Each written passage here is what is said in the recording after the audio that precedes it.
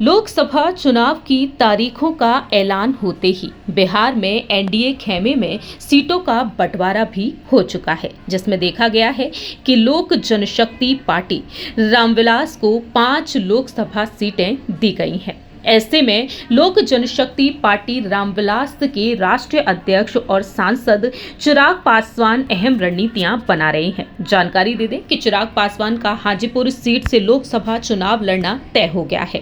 अब चर्चा हो रही है कि आखिरकार जमुई सीट से उम्मीदवारी के तौर पर कौन नजर आएगा।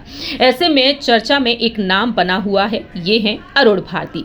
जानकारी दे दें कि चिराग पासवान के बहनोई हैं अरुण भारती और इन्हें अब चुनावी मैदान में उतारने की चर्चाएं हो रही हैं। इसको लेकर नई दिल्ली में पार्टी अध्यक्ष चिराग पासवान के आवास पर जमुई के कार्यकर्ताओं के साथ अहम बैठक हुई है। सूत्रों की माने जमुई सीट पर एनडीए की तरफ से लोक जनशक्ति रामविलास पार्टी का ही उम्मीदवार चुनाव लड़े।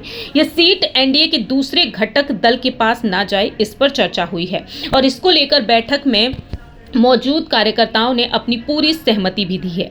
जानकारी दे दें कि चिराग पासवान के जो बहनोई हैं यानी कि अरुण भारती, वह भी एक राजनीतिक परिवार से ताल्लुक रखते हैं। चिराग पासवान के जीजा अरुण भारती की जो मां हैं डॉक्टर ज्योति, बिहार में कांग्रेस की कद्दावर नेता रही हैं। बिहार में एमएलए एमएलसी रहने के साथ बिहार सरकार में मंत्री रह चुकी हैं। अरुण भारती कांग्रेस की पूर्व मंत्री डॉक्टर ज्योति के पुत्र हैं। वह चिराग पासवान के अपने बहनोई हैं। रामविलास पासवान की दूसरी पत्नी रीना पासवान की 2 संतान हैं। पुत्र हैं चिराग पासवान और बेटी हैं निशा पासवान और अरुण भारती निशा पासवान के पति हैं। साल 2009 में निशा पासवान के साथ शादी के बंधन में बंधे।